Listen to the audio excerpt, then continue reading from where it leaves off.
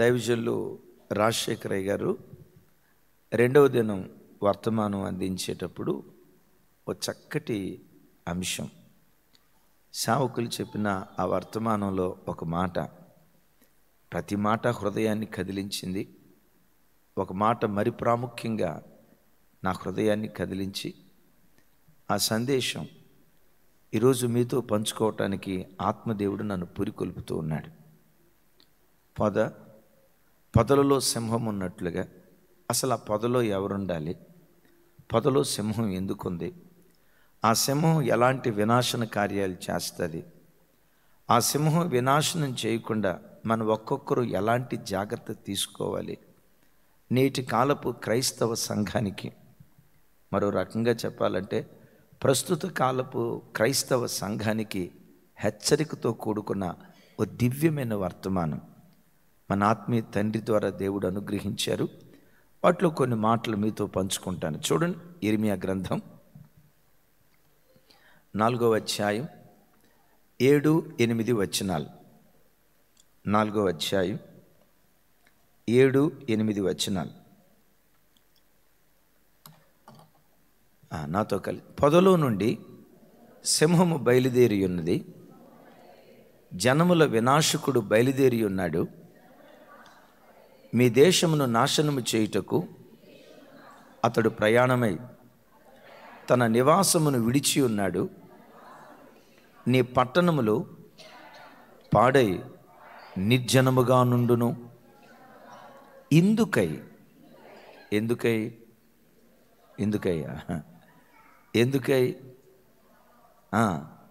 వినాశకుడు బయలుదేరాడు, వాడు పొదల్లో ఉన్నాడు, వాడు సింహం, క్రూర మృగం, వాడు సింహం.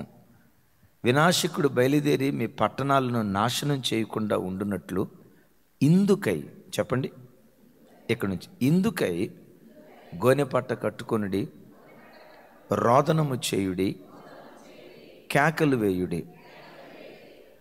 అయ్యగారు చెప్తూ సింహం ఎక్కడుందట? పొదల్లో ఉంది. పరిశుద్ధ గ్రంథమైన బైబిల్లో పొద 2 అర్థాలకు గుర్తు. ఒకటి సంఘానికి గుర్తు, రెండవది మానవ హృదయానికి గుర్తు.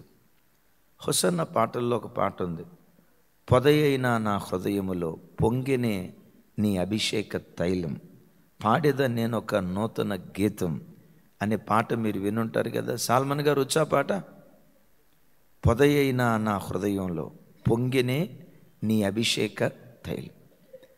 పొద ఒకటి సంఘానికి గుర్తు, రెండవది పొద మానవ హృదయానికి గుర్తు.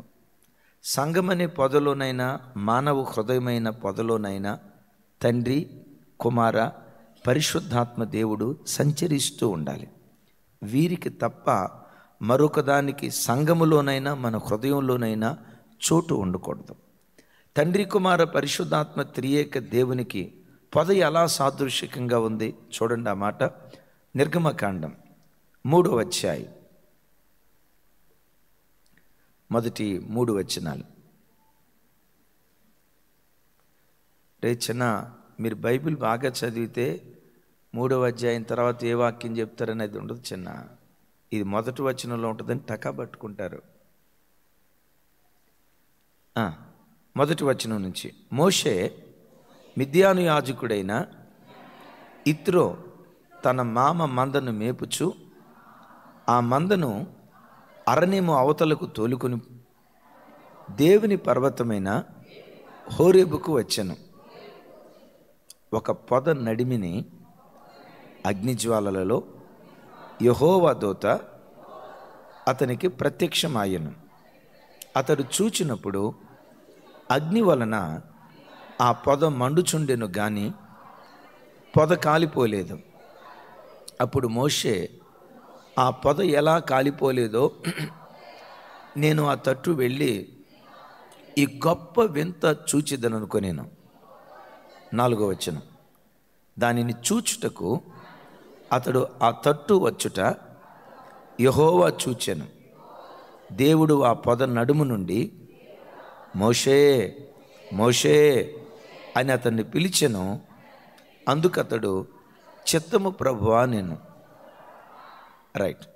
ఇక్కడ అగ్నిజ్వాల, రెండవది యెహోవా దూత. యెహోవా అనే 3 మాటలు ఇక్కడ చూసాం. ఒకటి అగ్నిజ్వాల. అగ్నిజ్వాల పరిశుద్ధాత్మకు గుర్తు. యెహోవా దూత యేసుక్రీస్తు వారికి గుర్తు.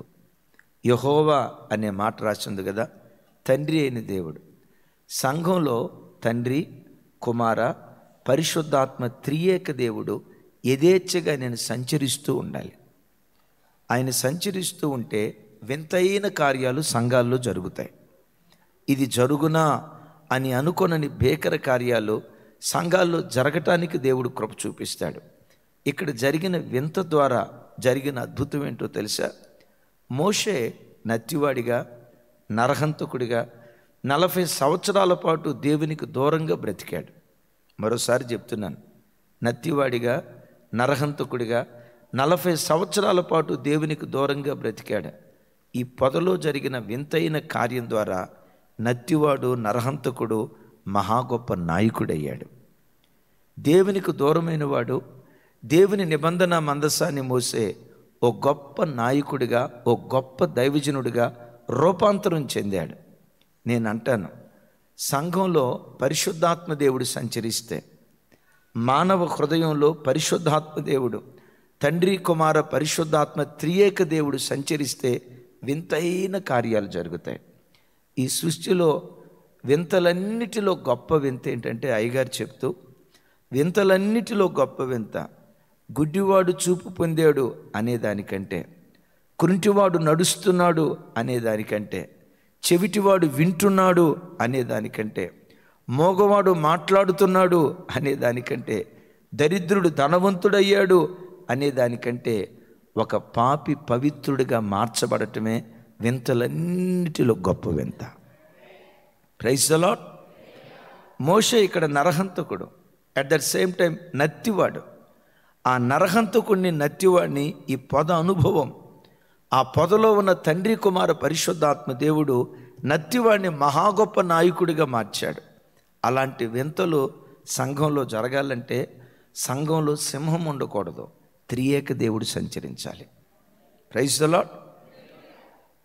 హృదయాన్ని పొదతో పోల్చాం కదా, హృదయం అనే పొదలో కూడా తండ్రి, కుమార, పరిశుద్ధాత్మ దేవుడు నివసించాలని చూడండి. ఆ మాట యోహాను సువార్త 14వ అధ్యాయం 23వ వచనం.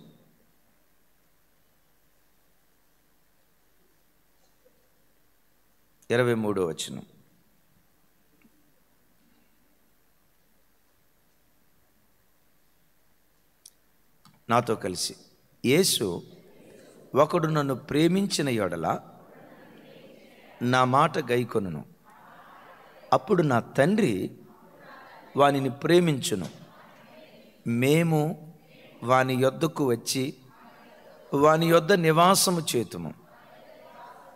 చూడండి, యేసుక్రీస్తు ప్రభువారు ఇక్కడ నేను వాని యొద్దకు వచ్చి నేను నివాసము చేతును అని అనలా. ఏమన్నారు? మేము. మేము అనేది సింగులరా, ఫ్లూరలా? అంటే మేము అంటే ఇక్కడ ఎవరెవరు? తండ్రి అయిన దేవుడు, కుమారుడైన యేసుక్రీస్తు వారు, పరిశుద్ధాత్మ దేవుడు, త్రియేక దేవుడు మన హృదయపు గదిలోకి వచ్చి వీరు నివసించటం ప్రారంభిస్తారు. యేసయ్య అంటారు కదా, హృదయం అనే తలుపునొద్ద నిలవబడి నేను తట్టుచున్నా, ఎవడైనా నా స్వరం విని తలుపు తీస్తే, యేసు ప్రభు వారు అంటారు కదా, దేవుని మనం ప్రేమించే ప్రజలుగా, దేవుని మాటకు లోబడే ప్రజలుగా మనం బ్రతుకుతూ ఉంటే ఆయన మాటకు లోబడటమే ఆయనను ప్రేమించటం.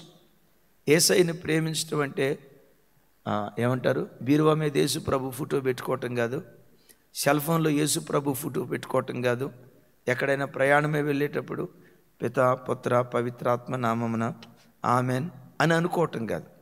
యేసయ్యను ప్రేమించటం అంటే ఆయన మాటకు లోబడటమే యేసయ్యను ప్రేమించటం.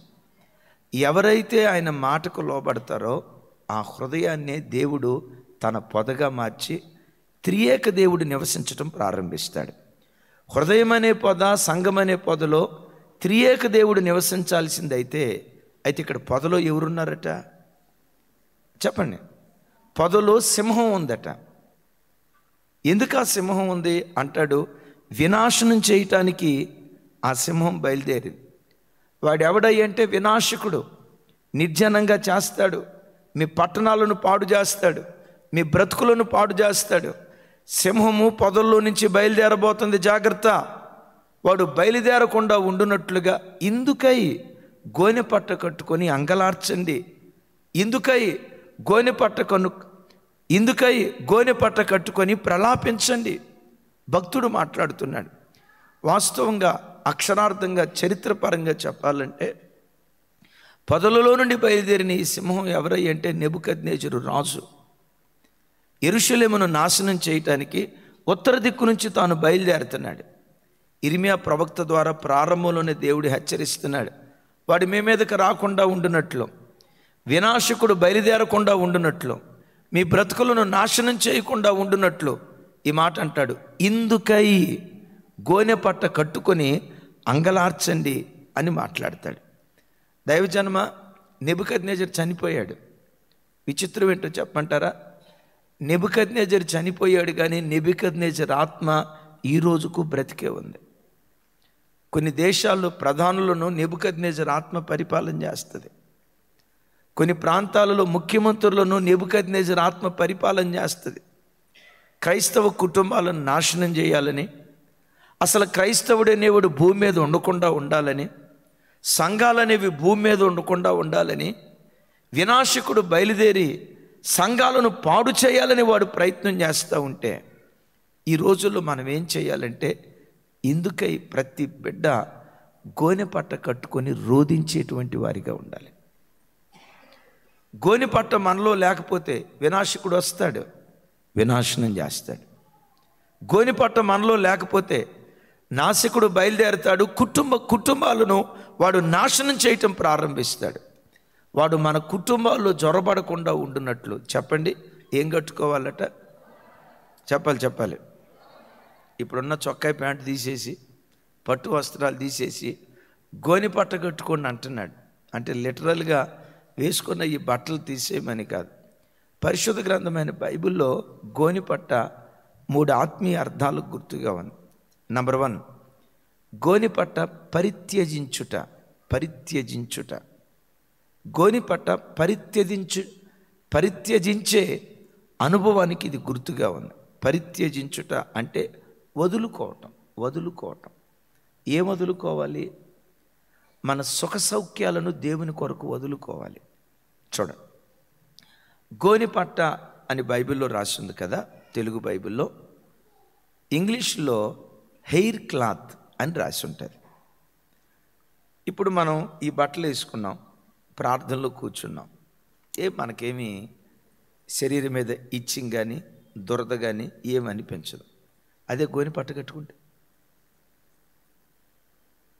గోనె పట్ట కట్టుకుంటే ఒకసారి ప్రార్థన అయిపోయిన తర్వాత కిరాణా షాప్కి వెళ్ళి ఒక గోనె పట్ట కట్టుకొని, తమిళరా సొక్కాయి తీసి గోనె పట్ట వేసుకోండి, అద్భుతం. ఈ గోకి శరీరం అంతా దద్దురులు రాకపోతే నన్ను అడగండి. వాస్తవంగా ఇది గోనె పట్ట మాత్రమే కాదు, హెయిర్ క్లాత్ అని రాసి ఉంటుంది. మేక వెంట్రుకలతో తయారు చేయబడినటువంటి వస్త్రం ఇది. గొర్రె వెంట్రుకలు ఒక రకంగా ఉంటాయి, మేక వెంట్రుకలు ఇంకో రకంగా ఉంటాయి. మేక వెంట్రుకలు ఎప్పుడైనా పట్టుకున్నారా? మీరు అందరూ ఎట్లా చూస్తున్నారంటే, మేకనైతే తిన్నాం కానీ దాని వెంట్రుకలు ఎట్లుంటాయో తెలియదు అన్నట్లు. మేక వెంట్రుకలు చాలా షార్ప్గా ఉంటాయి, గుచ్చుకుంటాయి. ఇప్పుడు మేక వెంట్రుకలతో చేయబడిన వస్త్రాన్ని కట్టుకుంటే ఆ వెంట్రుకలు శరీరాన్ని గుచ్చుకొని, ఇప్పుడు ప్రార్థన చేయటానికి మోకరించినోడికి నిద్ర వస్తుందా? ఆవలింత వస్తుందా? ఒకసారి ఎవరా మనిషిని అవుతున్నాడు? ఆవలింత వస్తుందా? అంటే ఈ గోనె పట్ట కట్టుకొని వాళ్ళ సుఖ సౌఖ్యాలను పరిత్యజించి శ్రమలకు తను అప్పగించుకుంటున్నారు వాళ్ళు. దైవజనమ, పరిశుద్ధ గ్రంథమైన బైబిల్లో మనం చూస్తే ప్రార్థించే ప్రార్థనాపరుడు సుఖాసక్తిని విడిచి, సుఖం పట్ల ఆసక్తిని విడిచి, సుఖం పట్ల అపేక్షను విడిచి దేవుని సన్నిధిలో ప్రార్థించాలి. సుఖాన్ని త్యజించటమే గోనె పట్ట కట్టుకోవటం. ఆమేన్. నేను విన్నా, బక్సింగ్ అయ్య గారట ప్రార్థన గదిలో మోకరించేటప్పుడు ఫ్యాన్ ఆర్పేస్తాడట. ఫ్యాన్ ఆర్పేసేవాడంట. ఎందుకు ఫ్యాన్ ఆర్పేసేవాడంటే ఆ ఫ్యాన్ గాలి తోలుతూ ఉంటే చల్లటి గాలికి ఎక్కడ నిద్ర వస్తుందోనని, ఎక్కడ ఆవలింత వస్తుందోనని, ఎక్కడ నిద్రమత్తు తనను ఆవరిస్తుందోనని, ప్రార్థనలో నిద్రమత్తు తనకు రాకుండా ఉండటానికి ఫ్యాన్ ఆపేశాడట. శారీరకంగా గోనెపట్ట కట్టుకోకపోయినా ఆ ఫ్యాన్ ఆర్పేసిన అనుభవం గోనెపట్ట కట్టుకున్న అనుభవానికి సాదృశ్యంగా ఉంది. కొంతమంది చూడండి, శుభ్రంగా ఏసీ వేసుకొని పైన ఫ్యాన్ వేసుకొని నేల మీద ఎంతెత్తు బెడ్ వేసుకొని ఆసనం మీద కూర్చున్నట్టు కూర్చుంటారు. యోగాసనాలు చేస్తారు కదా. ఇలాంటి వాళ్ళకి ప్రార్థనాత్మ ఎట్ట వస్తుంది చెప్పండి? ఓ దైవజనుడు మోకరించి ప్రార్థన చేసేటప్పుడు నిద్ర వస్తుందని కిటికీకి తాడు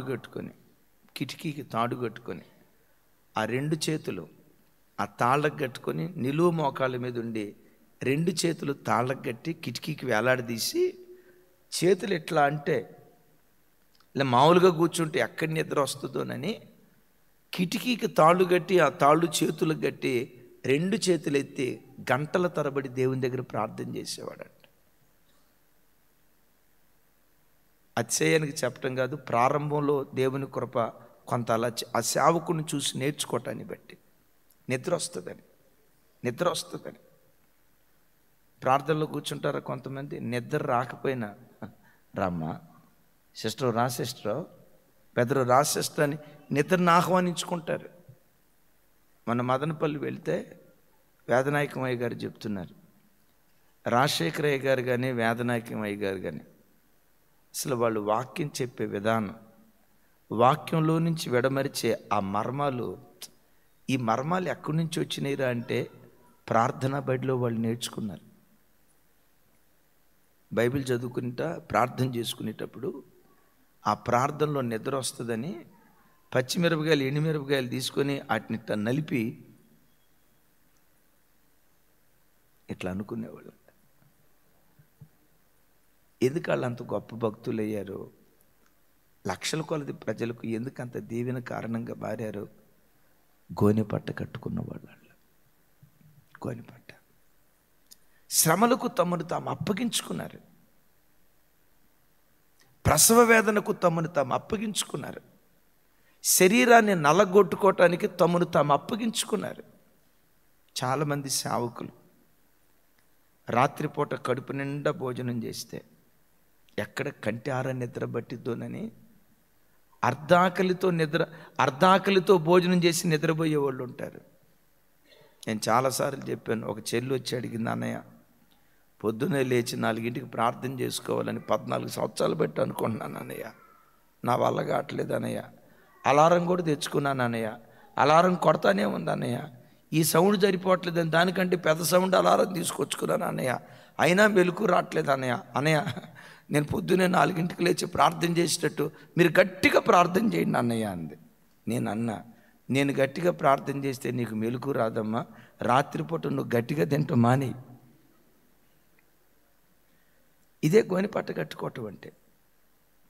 సుఖాసక్తి క్రైస్తవ సంఘం త్యజించాలి. ఇదే గోనెపట్ట కట్టుకోవటం. సుఖాసక్తి వలన ఎంత ప్రమాదం జరిగిందో చూడండి ఒక మాట. యెషయా గ్రంథం 32వ అధ్యాయం 9వ వచనం నుంచి 13వ వచనం వరకు నాతో కలిసి, సుఖాసక్తి గల స్త్రీలారా, పెద్దగానమ్మా, సుఖాసక్తి గల స్త్రీలారా లేచిన మాట వినుడి. అంటే లేచంటే వాళ్ళు ఏం చేస్తున్నట్టు చెప్పండి అమ్మా. కూర్చున్నారని, అబ్బా ఏం మర్మం వచ్చిందమ్మా నీకు, నిద్ర లేవరా అంటాం కదా. లేచంటే నిద్రలకు ఒక సుఖం అయిపోయింది. సుఖాసక్తి గల స్త్రీలారా, నాకు అర్థం కాల పురుషులారని ఎందుకు అనలా. అంటే దేవుడు అనుకున్నాడేమో మాకు నిద్ర తక్కువ అని. అంటే స్త్రీలు ఎక్కువ నిద్రపోతారని దేవుడు అనుకున్నాడు అంటారా? ఇక్కడ స్త్రీ అనే పదం ఎందుకు వాడిందంటే స్త్రీ సంఘానికి గుర్తు. పురుషులకైనా స్త్రీలకైనా ఈ మాట వర్తిస్తుంది. ఇది స్త్రీలకు సంబంధించింది మాకు కాదు అని అనుకోవటానికి వీలేదు. ఇది స్త్రీ అయినా పురుషుడైనా మనం అందరం యేసుక్రీస్తు యొక్క పెండ్లి భార్యలం. ఆ మాట చూపించుతాడు. సుఖాసక్తి గల స్త్రీలారా లేచి నా మాట వినుడి, నిశ్చింతగా నన్ను కుమార్తెలారా నా మాట వినుడి. నిశ్చింత గల స్త్రీలారా ఇక 1 సంవత్సరమునకు మీకు తొందర కలుగును.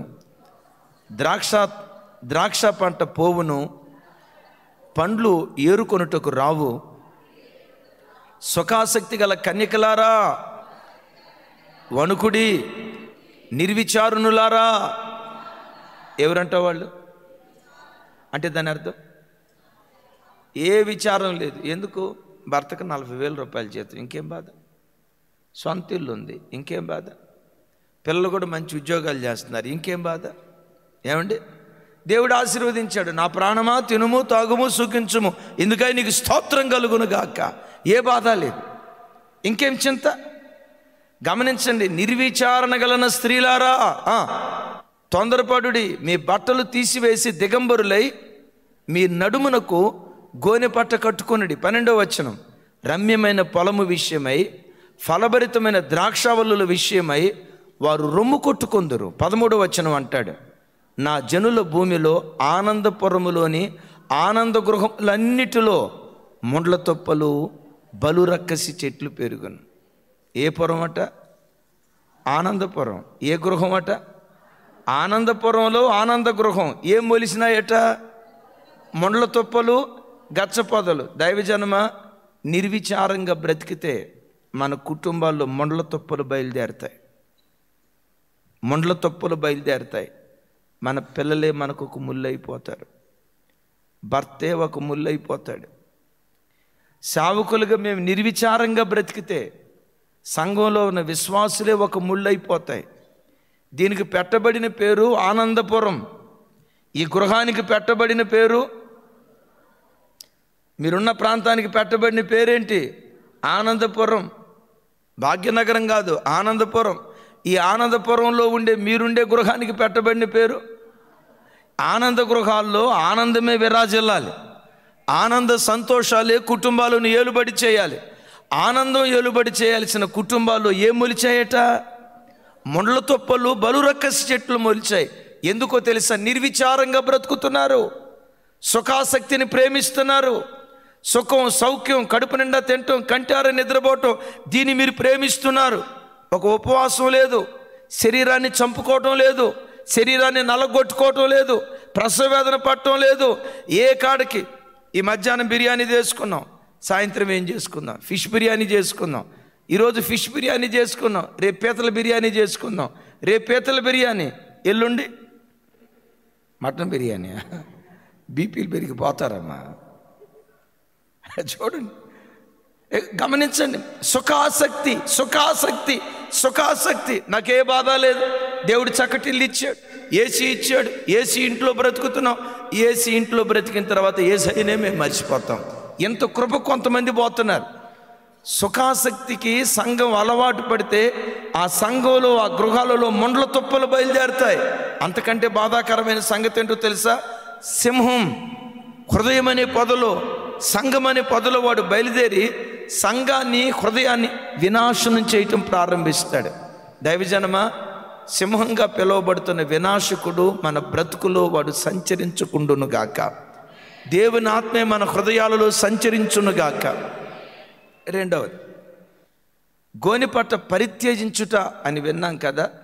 సుఖాసక్తిని పరిత్యజించాలి. రెండవది, ఇంకేం పరిత్యజించాలి అని ఒక మాట ఆలోచిస్తే, గోనెపట్ట దీనత్వానికి గుర్తు. ఆ కాలంలో ప్రవక్తలు ఉన్నారు చూసారా, వాళ్ళు ఎక్కువగా గోనెపట్ట, గొంగలి, సాధారణమైన వస్త్రాలతో వాళ్ళు బ్రతికేటువంటి వాళ్ళు. ఏమో దేవుడిచ్చిన డబ్బును కాస్త దేవుని సేవకి ఎక్కువ ఖర్చు పెట్టాలి, మా విలాసాల కోసం మేము వాడితే, మేము సోకుల రాయుళ్ళుగా మారిపోతే ఈ డబ్బులంతా దీనికి అయిపోతాయి కదా అని చెప్పి చాలా మంది సేవకులు ఆ కాలంలో విలాసవంతమైన జీవితాన్ని విడిచిపెట్టి సాధారణమైన జీవితం జీవించేటువంటి వాళ్ళు. బాప్తిస్మం ఇచ్చి యోహాను ఉన్నాడు కదా, ఆయన ఆహారం చెప్పండి. చెప్పండి అమ్మా. ఆయన ధరించిన వస్త్రాలు ఒంటె రోమములు కలిగిన, నడుము చుట్టూత తోలు దట్టి. ఏలియా ప్రవక్త ఏం ధరించాడని వింటాం? గొంగలి ధరించినట్లుగా వింటాం. ఆ కాలంలో సేవకులు ఎక్కువగా చాలా సింపుల్గా, చాలా కామన్గా, చాలా దీనత్వపు జీవితాన్ని జీవిస్తూ ఉన్నవారు. ఈ కాలం చెప్పంటారా? ఈ కాలంలో మనం ఎక్కడ చూసినా పాస్టర్ గారు ఎంత కాస్ట్లీగా కనపడితే అంత గొప్ప పాస్టర్ గారు, ఎంత అట్టహాసంగా ఉంటే ఈ జనం కూడా మామూలు కాదు.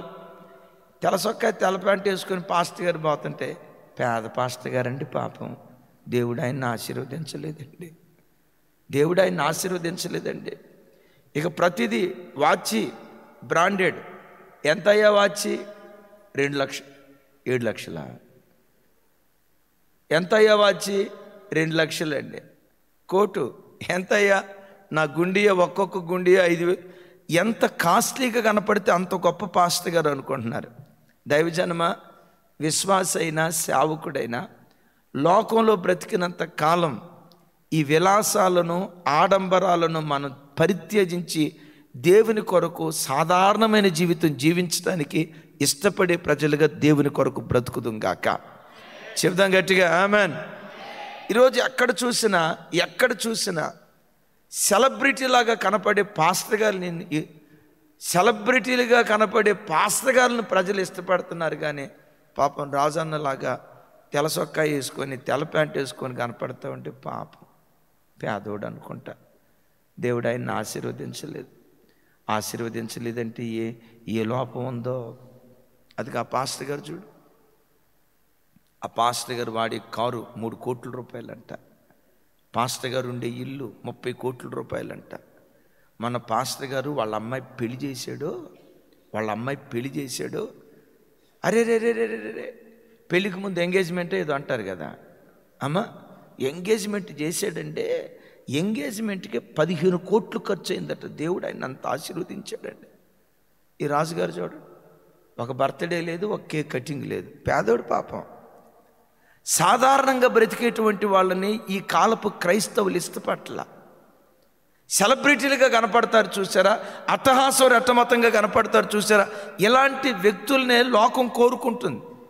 చాలామంది ఏమంటారంటే, ఏమంటే ఆ కాలానికి సరిపోయిందండి, అలా సింపుల్గా ఉన్నారు.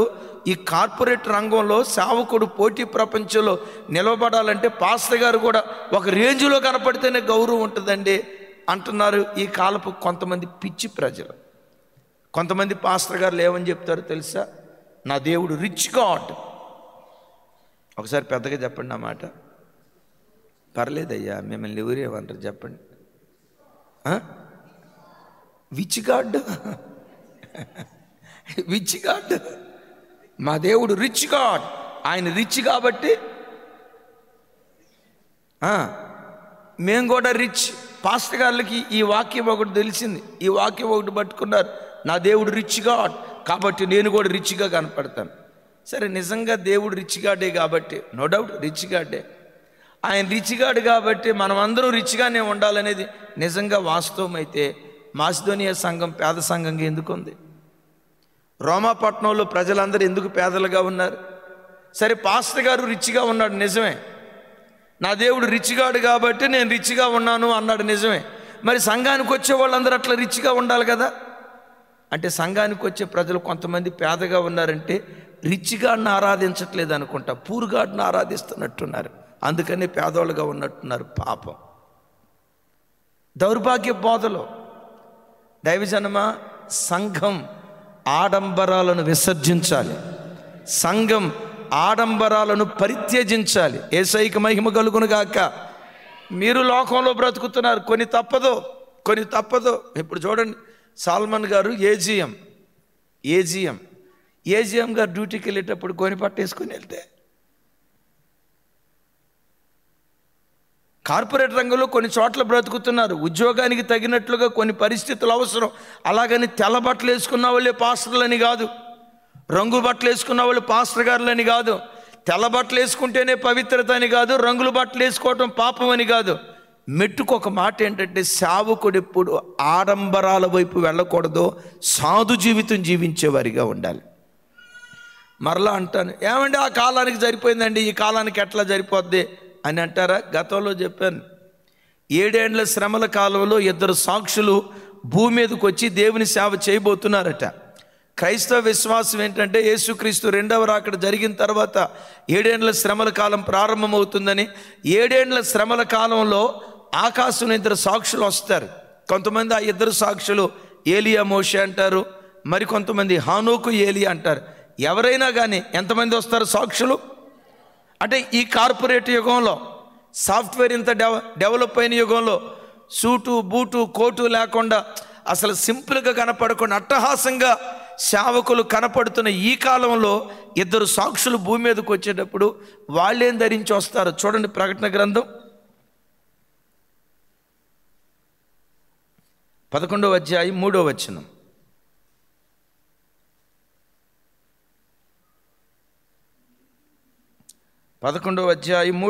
చూడండి.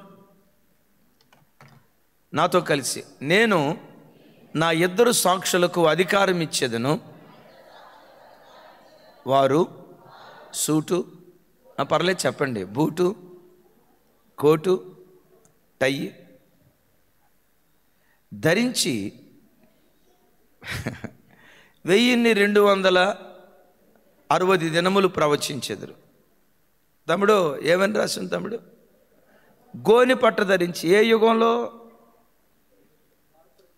అనుకోండి, ఇంకొక 100 సంవత్సరాల తర్వాత యేసు ప్రభు అనుకోండి, 100 సంవత్సరాలు కాదు, 10 రోజుల తర్వాత, లేదు ఒక 50 సంవత్సరాల తర్వాత జరిగింది అనుకోండి. అప్పుడు ఇంకెంత ఉంటుందో తెలుసా?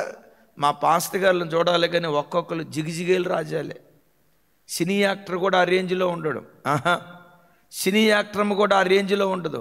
ఈ కాలం దరిద్రం. పాస్తర్లే సంఘాలకు ఆడంబరాలు నేర్పుతూ, విలాసాలు నేర్పుతూ, ఒక్కొక్క పాస్టర్ గారికి ఫ్యాషన్ డిజైనర్ అండి. ఇక పాస్టర్ గారికి స్వతంత్రం రాక మునుపు నుంచి ఉంటానే ఉన్నారు. ఏది? Fashion designers. వేసుకున్న చొక్కాయికి ప్యాంటు ఏది మ్యాచ్ అయ్యేది, ప్యాంటు చొక్కాయికి టై ఏది మ్యాచ్ అయ్యేది, స్టిచ్చింగ్ ఎట్లుండాలి, వేసుకున్న చొక్కాయికి బ్యాక్గ్రౌండ్ ఎట్లుండాలి. ఫ్యాషన్ డిజైనర్ సేవకులకండి. నేనంట ఇలాంటి వాళ్ళు సేవకులు కాకుండా ఏ సినిమాలకు వెళ్తున్నా దరిద్రం పోయేది క్రైస్తవ్యానికి. ఆడంబరాలకు అలవాటు పడిపోతున్నారు. మేము గొప్ప సేవకులు. ఈ పిచ్చి జనం కూడా చర్చి సోఫిస్టికేటెడ్గా ఉండాలి. మేము చర్చికి వెళ్ళి కూర్చున్నామంటే కాలు మీద కాలు వేసుకొని హాయిగా ఉండాలి. చర్చి గంభీరంగా ఉండాలి, గ్రాండ్గా ఉండాలి, ఆడంబరంగా ఉండాలని వాటిని కోరుకుంటున్నారు. కానీ యేసు ప్రభు వారు పుట్టింది ఏసీ చర్చిలో పుట్టారా, పశువుల పాక దగ్గర? చెప్పాలి. సత్రం దగ్గర పుట్టారా, లేకపోతే చక్కగా ఏసీ కూలరు ఇంకేమన్నాయి అయ్యున్న చోట పుట్టాడా? అంత దీనుడుగా తను తగ్గించుకున్నాడు. దైవజనమ సంఘం పరిత్యజించాలి, త్యాగం చేసుకోవాలి దేవుని కొరకు. దాన్నే దేవుని వాక్యం అంటుంది. చెప్పండి. గోనె పట్ట కట్టుకోవటం. నేనంట ఆ సంవత్సరం 15,000 రూపాయలు 10,000 రూపాయలు పట్టు చీర కొనే కంటే 7,000 రూపాయలు పెట్టే కొని ఆ 3,000 రూపాయలు దేవుని కానుకి. ఆ 3,000 రూపాయలతో ఒక 2 అనాథ బిడ్డలకు బట్టలు తీసుకో. యేసయ్యకి మహిమ కలుగును గాక. మీరు ఎట చూస్తున్నారంటే మాకు 10,000 సరిపోవట్లేదంటే మీరు మళ్ళా అట్లా కటింగ్ చేస్తే ఎట్లా? ఇదే గోని పట్ట కట్టుకోండి. పరిత్యజించాలి. నీ సుఖం, నీ సౌఖ్యం, నీ కంఫర్ట్ లైఫ్, దీన్ని పరిత్యజించటమే గోని పట్ట కట్టుకోవటం. ఇలా గోనె పట్ట కట్టుకుంటే అద్భుతం తెలుసా? సింహం ఆ పొదల్లో ఉండకుండా తండ్రి కుమార పరిశుద్ధాత్ముడు ఆ స్థలంలో సంచరించటం ప్రారంభిస్తాడు. గోనెపట్ట నంబర్ 1 పరిత్యజించుటకు గుర్తు. రెండవది గోనెపట్ట పరితాపంతో ప్రార్థన చేసే ప్రార్థన జీవితానికి గుర్తుగా ఉంది. చూడండి ఆ మాట, ప్రలాపించే జీవితానికి గుర్తుగా ఉంది. ఇర్మియా గ్రంథం 6వ అధ్యాయం 26వ వచనం. నా జనమా, పాడు చేయువాడు హఠాత్తుగా మా మీదకి వచ్చుచున్నాడు, గోనె పట్ట కట్టుకొని బూడిద జల్లుకొనుడి, ఏక కుమారుని గూర్చి దుఃఖించున్నట్లు దుఃఖము సల్పుము, ఘోరమైన దుఃఖము సల్పుము. నా జనమా, చూడండి నా వైపు చూడండి, ఇక చిన్నగా పెట్టి, నా జనమా నా వైపు చూడండి, పర్వాలేదు. నా జనమా, పాడు చేయువాడు ఎట్లా రాబోతున్నాడంట? హఠాత్తుగా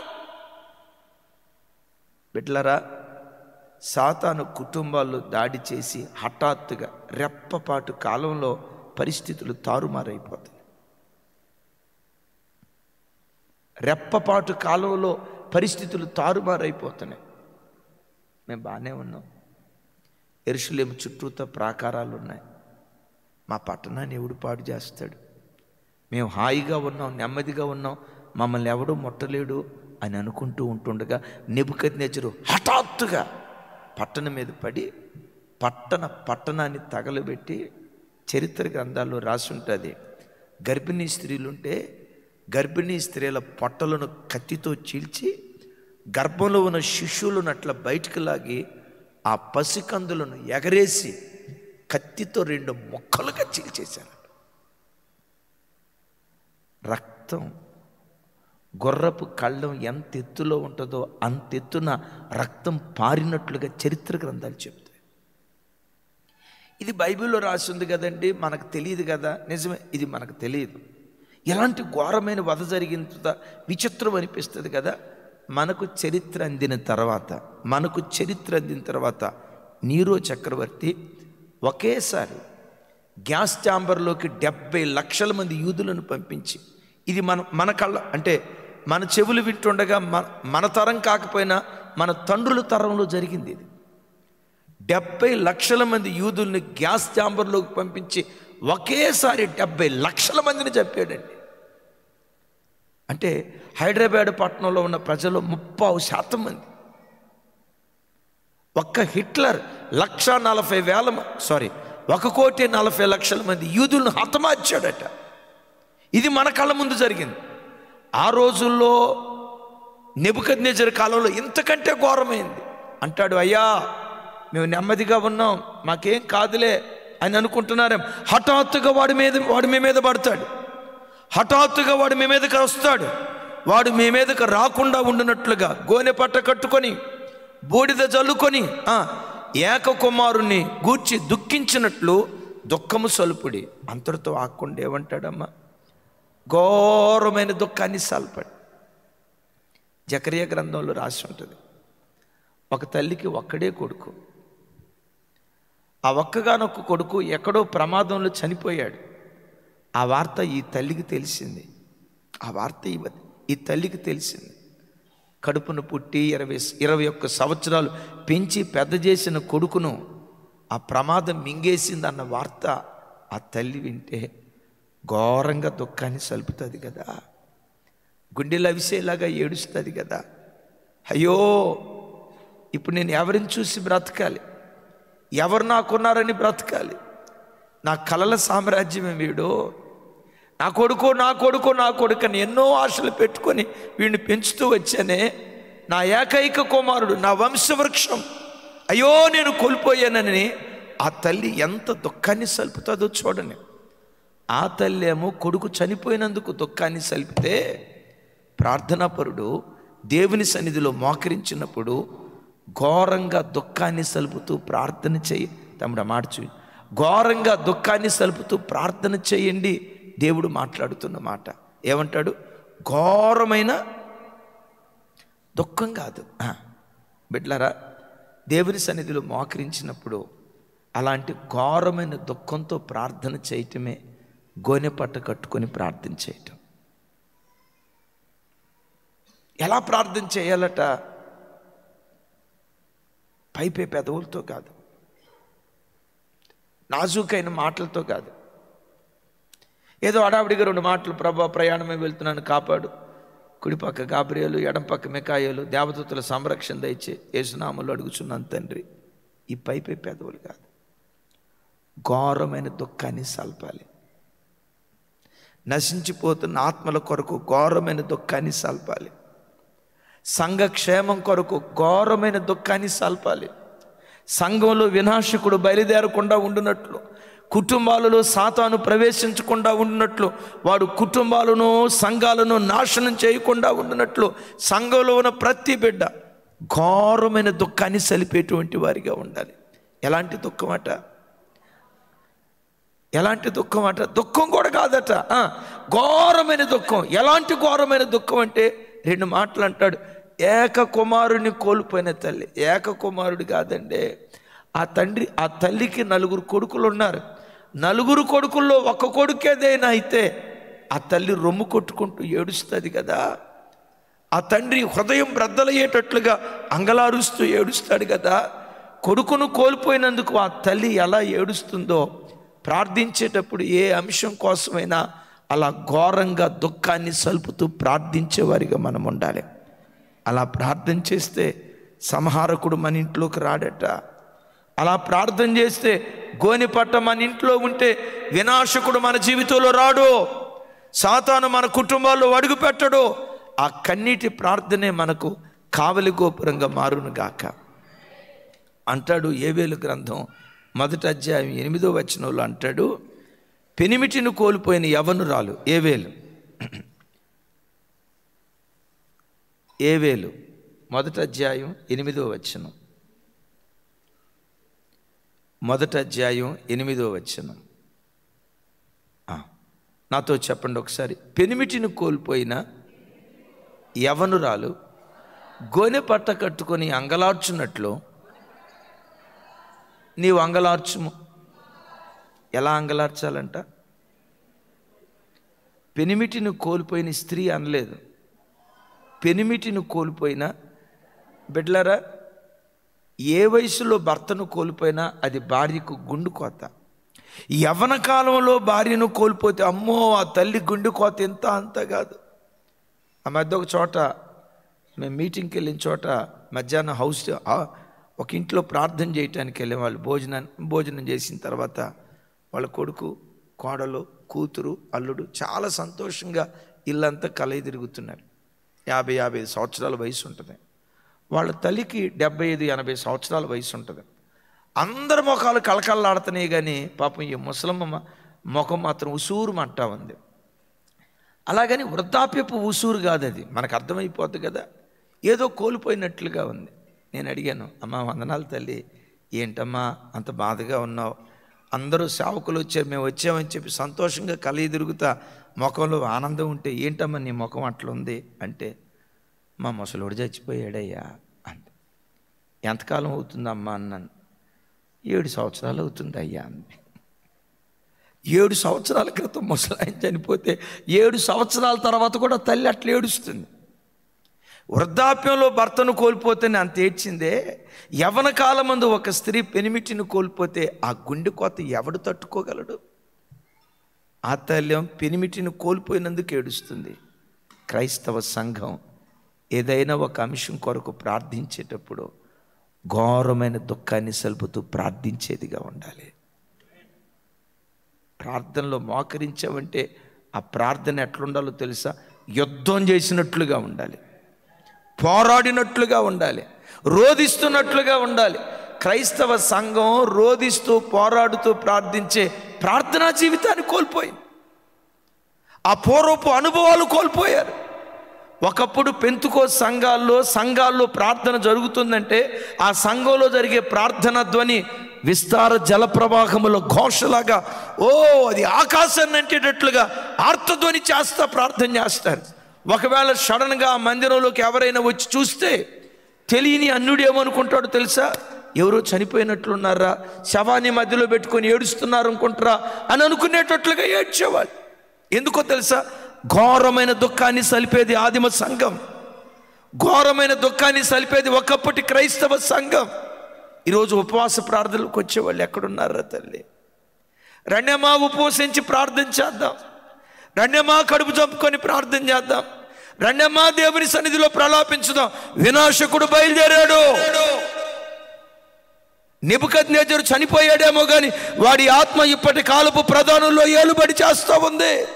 వాడు ఒక సింహంలాగా మారి క్రైస్తవులను చీల్చేస్తా ఉన్నాడు. లక్షల కొలది క్రైస్తవులను పొట్టన పెట్టుకుంటున్నాడు. వాని ఆత్మ పాతాళంలో త్రొక్కివేయబడాలంటే ఘోరమైన దుఃఖాన్ని సలిపి గోనెపట్ట లాంటి ప్రార్థనా పరులు సంఘాల నుంచి లేవాలి. అలాంటి ప్రార్థనా పరులు సంఘాల నుంచి పుట్టుకురావాలి. ఎలా ప్రార్థన చేయాలయ్యా? ఏకకుమారుని కోల్పోయిన తల్లి ఏడ్చినట్లుగా, యవన కాలమందు పెనిబిటిని కోల్పోయిన యవనరాలు ప్రలాపించినట్లుగా దేవుని సన్నిధిలో ప్రలాపిస్తే ఆ గోనెపట్ట సంహారకుడు మన ఇంటిలో జొరబడకుండా, పొదల్లో సింహం సంచరించకుండా ఈ పొదల్లో త్రియేక దేవుడు సంచరించటానికి గోనెపట్ట అద్భుతం చేయటం ప్రారంభిస్తుంది. చప్పలు కొడుతూ దేవునికి స్తోత్రాలు చెప్దాం. బైబిల్లో ఇద్దరు గోనెపట్ట కట్టుకొని ఆ గోనెపట్ట అనుభవం ఏం చేసిందో ఒకసారి చూడండి. ఆదికాండం బైబిల్లో గోనెపట్ట కట్టుకున్న మొట్టమొదటి వ్యక్తి అక్షరార్థంగా 37వ అధ్యాయం 33వ వచనం నుంచి 36వ వచనం వరకు.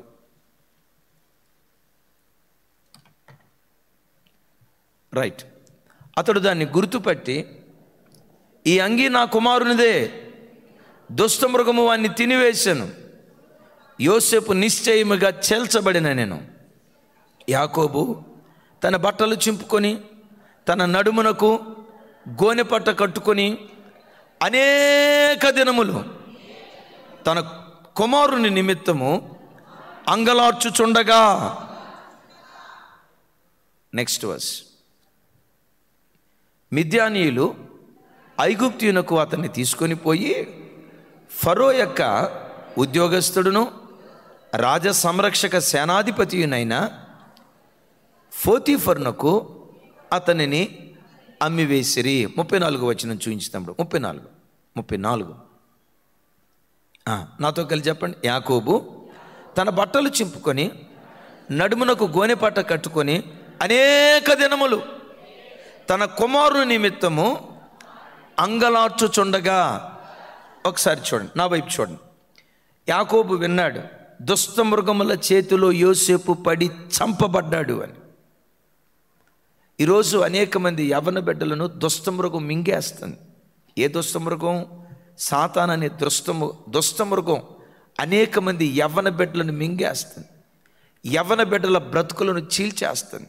ప్రత్యేకంగా హైదరాబాద్ లాంటి పట్టణాల్లో ఒకసారి ఒక హై స్కూల్ సడన్గా ఇన్స్పెక్ట్ చేస్తే 9వ తరగతి చదివే పిల్లల స్కూల్ బ్యాగులు ఓపెన్ చేస్తే ఆ స్కూల్ బ్యాగ్స్లో గంజాయి పొట్లాలు ఉన్నాయట. గంజాయి పొట్లాలు.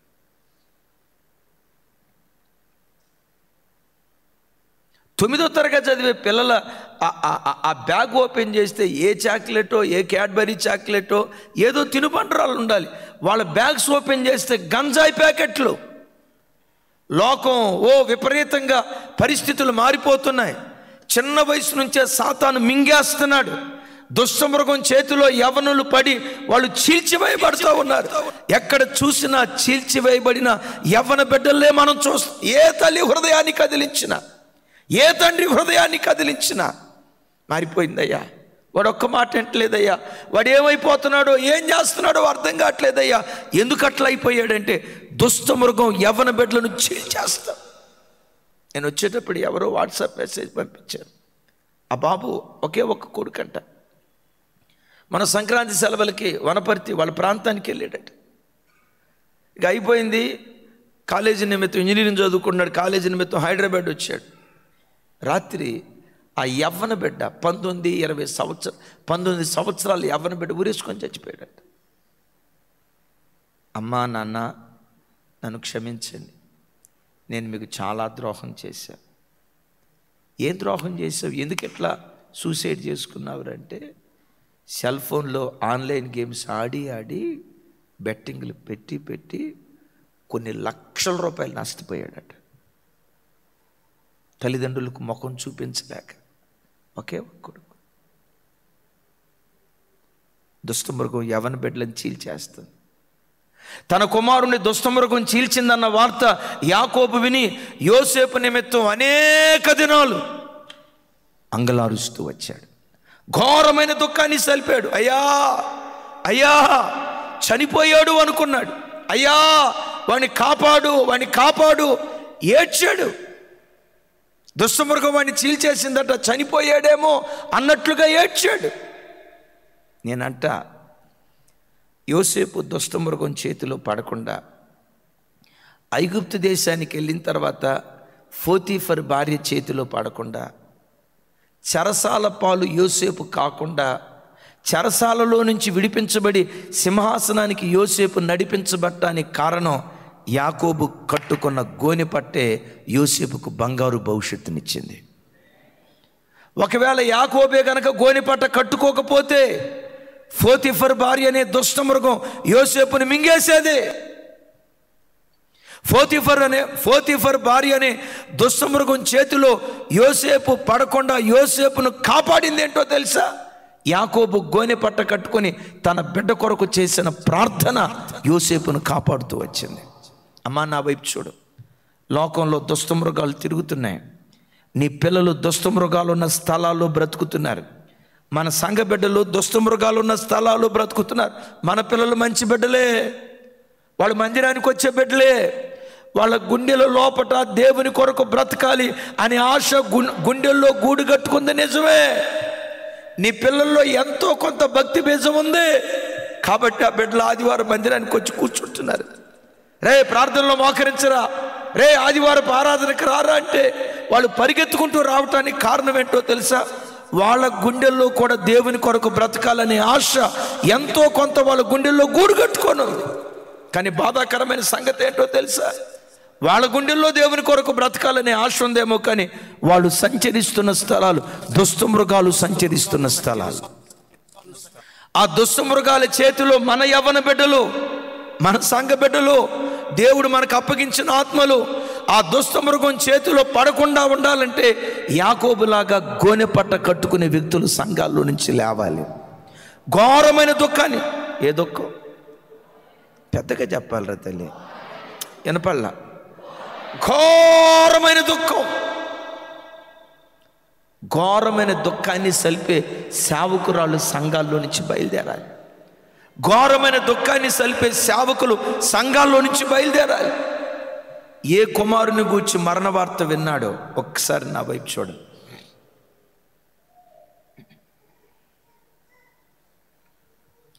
ఇరవై 22 సంవత్సరాల తర్వాత ఏ పిల్లలు యోసేపు మరణ వార్త చెప్పారో అదే వ్యక్తులు వచ్చి ఇప్పుడు అంటారు, యోసేపు బ్రతికే ఉన్నాడు. బ్రతికుండటం మాత్రమే కాదు, ఐగుప్తు దేశమంతటిని ఏలుబడి చేసే అధిపతిగా మారిపోయాడు. చప్పలు కొడుతూ దేవునికి స్తోత్రాలు చేద్దాం. దైవజనమా, ఏ చెవులతో విషాదకరమైన వార్తలు విన్నాడు? షార్ట్ మెసేజ్లో చెప్పాను గతంలో. ఏ చెవులతో విషాదకరపు వార్తలు విన్నాడో గోనె పట్ట కట్టుకొని చేసిన ప్రార్థన, అదే చెవులు వినోదకరమైన వార్తలు వినేటట్లుగా దేవుడు కార్యం చేశాడు.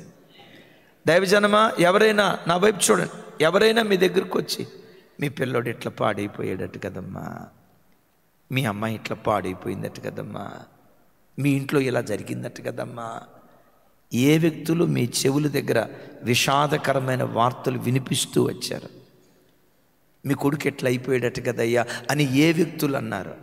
అదే వ్యక్తులు నోరు నీ ఇంటికి వచ్చి నీ పిల్లల్ని దేవుడు ఎంత ఆశీర్వదించాడట కదమ్మా, ఎంత అద్భుతంగా నిలవబట్టాడట కదమ్మా, పిల్లలంటే మీ పిల్లలమ్మా, ఎంత క్రమశిక్షణ కలిగిన పిల్లలు కదా, మీ భక్తిని దేవుడు మర్చిపోలేదు.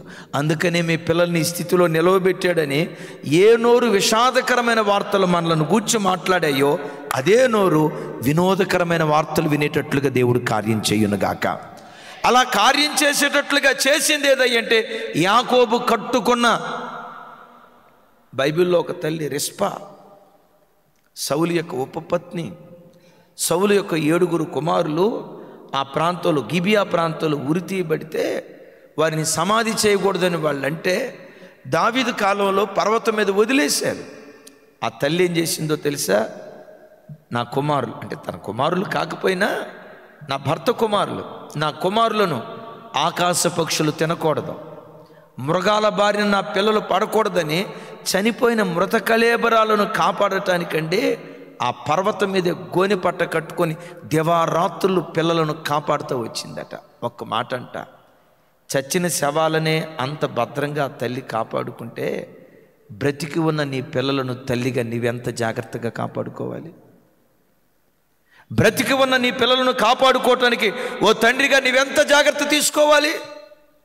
సంపాదిద్దాం వాళ్ళ కొరకు, మంచిదే బాధ్యత. వాళ్ళకు ఒక మంచి భవిష్యత్తు ఇద్దాం, ఆర్థిక స్థితిగతులు ఇద్దాం. వాటికి మించి ఆస్తి కంటే నీ కన్నీటి ప్రార్థనే వారి ఒడిలో ఆస్తిగా నువ్వు వేసే తండ్రిగా ఉందువు గాక. గట్టిగా చెప్దాం ఆమేన్, గట్టిగా చెప్దాం ఆమేన్. ఈ రిస్పా తన పిల్లలు ఆకాశ పక్షుల చేతిలో పడకుండా, భూముఖము చేతిలో పడకుండా కొన్ని నెలల పాటు కాపాడితే అద్భుతం ఏం జరిగిందో తెలుసా? ఆకాశం నుండి దేవుడు వర్షాన్ని కురిపించాడట. సరైన రీతిలో వాళ్ళు సమాధి చేయబడ్డారట.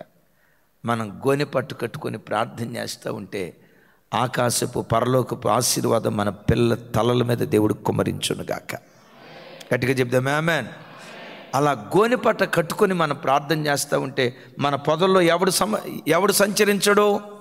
సింహం సంచరించదు. ఎవరు సంచరిస్తారు మరి? ఆఖరిగా గోనె పట్ట పరివర్తనకు, పశ్చాత్తాపానికి గుర్తు. పాత నిబంధనలో ఎక్కడ చూసినా ప్రజలు వారి పాపం విషయమై ఒప్పుకోవటానికి, పశ్చాత్తాపడటానికి గోనె పట్ట కట్టుకొని ప్రార్థన చేసినట్లుగా లేఖనాల్లో చూస్తాం. ఒక మాట అందరూ ఎరిగింది, చూడండి. యోనా గ్రంథం 3వ అధ్యాయం.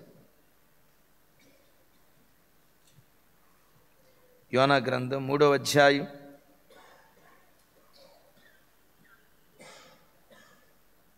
6వ వచనం. ఇది చదువుకొని ప్రార్థన చేసుకుందాం. ఆ సంగతి నినివే రాజునకు వినబడినప్పుడు అతడును తన సింహాసనం మీద నుండి దిగి తన వస్త్రములను తీసివేసి గోనె పట్ట కట్టుకొని బూడిదలో కూర్చుండెను. నెక్స్ట్ 8వ వచనం. ఒకవేళ దేవుడు మనసు తిప్పుకొని పశ్చాత్తాప్తుడై మనము లయము కాకుండా తన కోపాగ్ని చల్లార్చుకును గనుక మనుషుడు ఏది పుచ్చుకొనకూడదు. పశువులు కానీ, ఎద్దులు కానీ, గొర్రెలు కానీ మేత వేయకూడదు.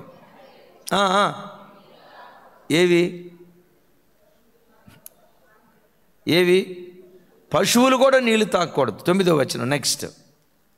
మనుషులందరూ తమ దుర్మార్గమును విడిచి తాము చేయు బలత్కారమును మానివేయవలెను. మనుషులేమి, పశువులేమి సమస్తమును. గోనెపట్ట ఎవరెవరికి కట్టాడు? మనుషులు కట్టుకున్నారట.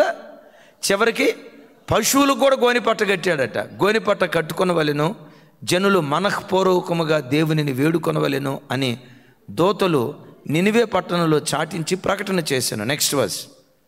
ఈ నినివే వారు తమ చెడు నడతను మానుకొనగా వారు చేయుచున్న క్రియలను దేవుడు చూచి పశ్చాత్తాప్తుడై వారికి చేయుదునని తాను మాట ఇచ్చిన కీడు చెయ్యక. బిడ్డలారా, దేవుని మనసు ఆది నుంచి ఎప్పుడు చూసినా ఆయన మేలు చేయటానికి త్వరపడతాడు కానీ కీడు చేయటానికి త్వరపడ్డా. ప్రేమను పంచడానికి త్వరపడతాడు కానీ కోపాన్ని చూపించడానికి త్వరపడ్డా. ఎప్పుడు మనం చెప్పుకుంటాం కదా, ఆయన కోపం నిమిషమే, ఆయన దయ. ఏ వ్యక్తికి త్వరపడి కీడు చేయడు. ఎందుకు కీడు చేయడో చెప్పమంటారా? ఒకటి, మన మీద దేవునికి ఉన్న ప్రేమ. రెండో మాట చెప్పమంటారా? మనం మంటి వంటి వారమని ఆయన ఎరిగాడు. ఒకసారి పాపం చేసే వ్యక్తిని చూసి అని ఊదేశాడు అనుకో, అది చనిపోయాడు అనుకో, విసిరి వెళ్ళిన గాలి మరలా తిరిగి రానట్లుగా ఇంకెన్నడూ ఆ వ్యక్తి కనపడ్డా. మనం మంటివారమన్న సంగతి ఆయనకు తెలుసు.